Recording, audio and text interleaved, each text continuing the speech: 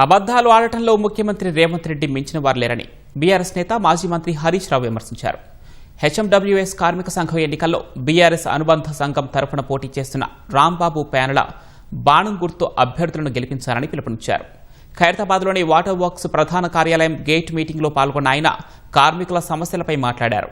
ప్రజాపాలన పేరిట 2 ఏళ్లుగా రేవంత్ రెడ్డి ఓదరగొట్టి ప్రచారం చేస్తున్నారే తప్ప క్షేత్రస్థాయిలో ఒరిగిందేమీ లేదన్నారు.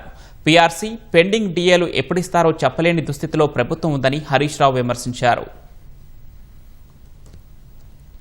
రేవంత్ రెడ్డి చెప్పిన దానికి ఒక్కటన్నా పతారున్నది. సిగాచి ఫ్యాక్టరీ మొన్ననే ఒక ఏడాది కింద ఈ రేవంత్ రెడ్డి వచ్చింది అక్కడ. నిన్న ఈడికి వచ్చిన కార్మిక మంత్రి వివేక్ గారు వచ్చింది అక్కడ. చనిపోయిన కార్మికులకు ₹1,00,00,000 ఎక్స్గ్రేషియా ఇస్తామని ఇటు రేవంత్ రెడ్డి ఇటు వివేక్ గారు ఇద్దరు చెప్పారు.